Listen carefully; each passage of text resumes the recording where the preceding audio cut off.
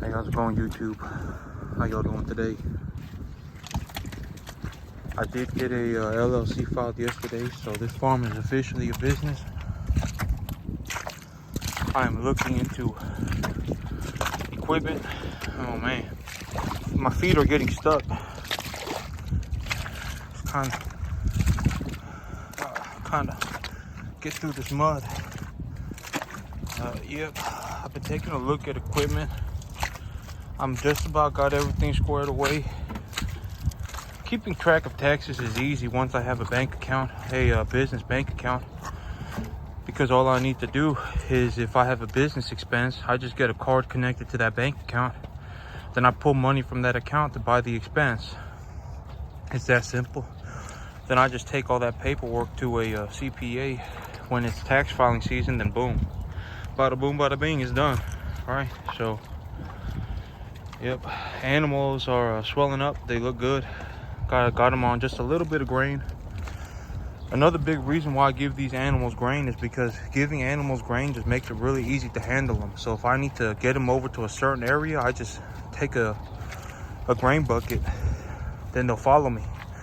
If I got some grain in the bucket, they'll follow me. Wherever that grain is, they'll go. So that's also another big reason why I feed grain. It just makes it easier for me to handle these animals with minimal stress. Animals also really enjoy eating grain. They do. They really like eating grain. This grain also has about 1,000 calories per pound of grain. So if these animals are getting 3.5 pounds of grain each a day, they're getting about 3,500 calories a day of grain. So I just think about it as I give them a slice of cake a day. That's how I think about it. Then the rest of the day, they can go eat that grass. They can go eat grass, as much grass as they want. That's just how I look at it. That little animal that was, well, I call him 1733 because that was his cell barn number when he got over here. He's up front now with slowpoke. He had that hair rubbing off of his neck. He was showing signs of being protein deficient when he in his manure. I gave him I gave him a parasite medication because he's gonna have to be here for a while. He's gonna have to be here for a few more months to get up to 500, to get up to 5 weight. So I gave him a dose of parasite medication because, yep, he'll be here for a while. He needs to put on more weight. Then I put him up front with slowpoke. He's getting along real good with slowpoke. They seem to be doing good together. Because I put this guy up there. This is Big Boy. He was my bottle calf. This is also the calf that the 3.5 weight calf that I measured. Then I let him eat as much as he wanted. This is him. I'm pretty sure he's a dairy cross, but it's okay. Every once in a while I'll get a dairy cross, and it just is what it is. So, but he's a 3.5 weight. He was pushing slowpoke around, so I brought him back here. Then I got a 1733 up there. They're getting along real good. They're getting along real good, so that's very good. They seem to both enjoy being up there by themselves. They also get a lot more grain when they're up there. They also so I'm sure that they're doing good. So, yep. I figured, well, yesterday I was just looking into when I was getting everything squared away for this business. I was looking into, well, I figured something, so yesterday while I was just looking around, our government is actually, in terms of purchasing land, our government is, from what I have seen, the best place to get a loan. Anybody who's under 46 will qualify for a interest rate reduction from a loan that the government gives from the USDA. The USDA gives loans for farmland, for farmers. If a farmer is under 46, they qualify for an interest rate reduction. Minorities as well which technically in America I'm a minority. Which I mean, I think that well, it's just my personal, I guess, belief, but I understand that it's different for older generations. But like segregation was around until I believe it was like the late 1960s. So the older generation may have seen things different, but me personally, like, I haven't ever been into like a business and been like, oh, you can't be here because you're Asian. Like, I haven't ever experienced that. So a lot of, well, I mean, but I mean, it is what it is. I mean, yeah, like, so, but yeah, minorities, I guess, minorities, they minorities qualify for a special loan from the USDA for farmland as well. I was talking to a USDA representative for a farm loan, and they were telling me that I could get an interest rate as low as 1.5%, 1.5 to 2% on a 40-year loan. So what a 1.5 to 2% interest rate on a 40-year loan looks like is if I went and got a 45-acre field, a 50-acre field for $450,000, I'd be paying $1,100 a month. That's what that means. So that also makes land very equitable. A low interest rate means high equity return. So one of my big things in business, one of my golden rules, I think that everyone who does business has their own golden rule. Has their own golden rules. One of my golden rule for business is I own everything that I need. So if I have a piece of equipment, I own it. If I'm on a piece of land, I own it, because equity retainment is how I make is a tremendous source of money. What I mean by equity retainment is that, so if I went and I got a loan, let's say for a tractor, I got a loan for a tractor.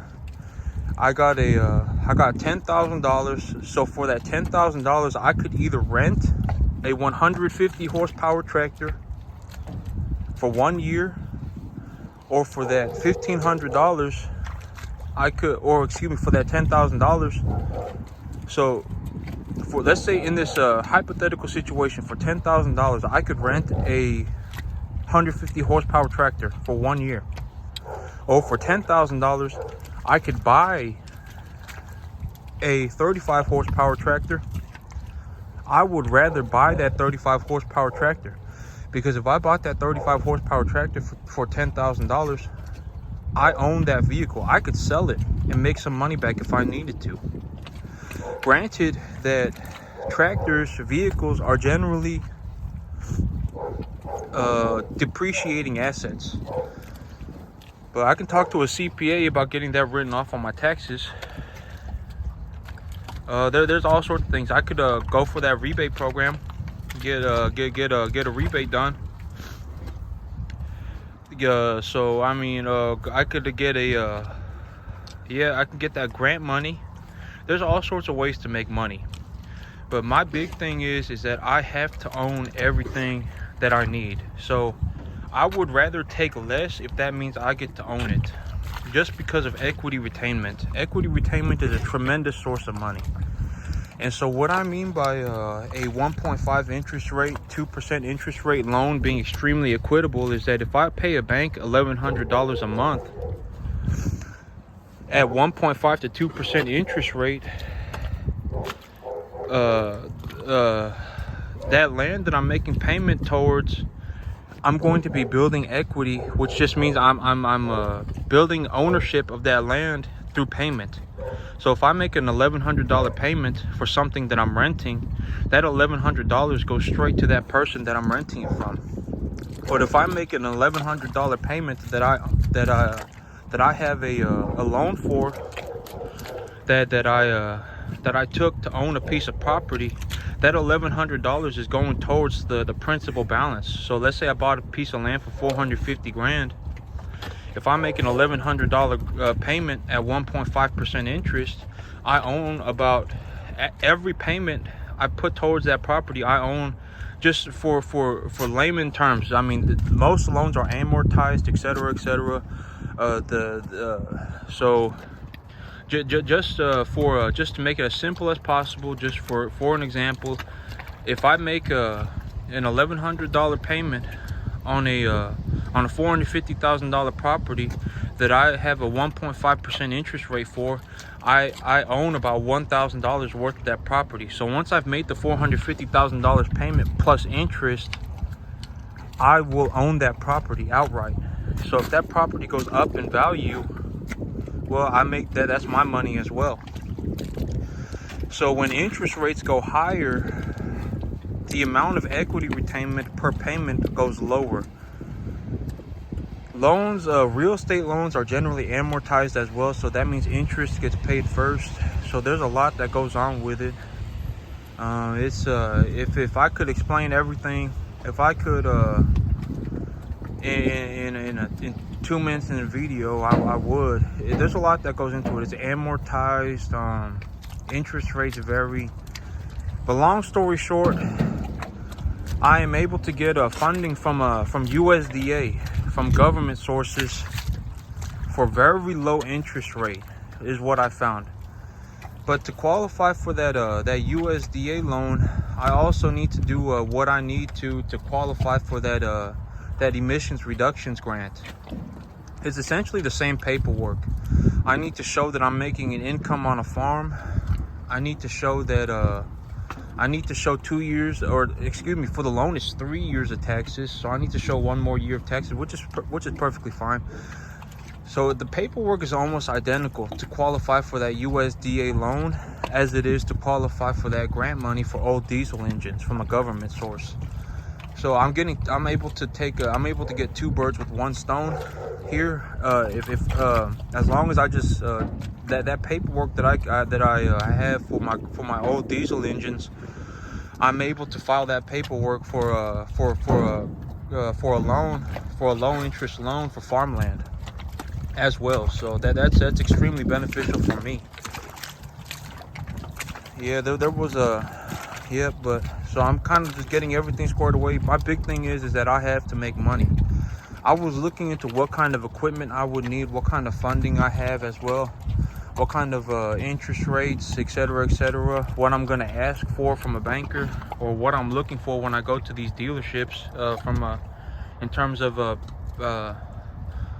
I call it company loans. Like, so what I mean by a company loan is, instead of getting a loan from a bank, let's say I went to a Ford dealership to buy an F-150. If I got a loan from Ford, instead of getting it from a commercial bank, I could get a lower interest rate generally. I could, but they only give loans, usually only give loans to real qualified buyers. Usually, for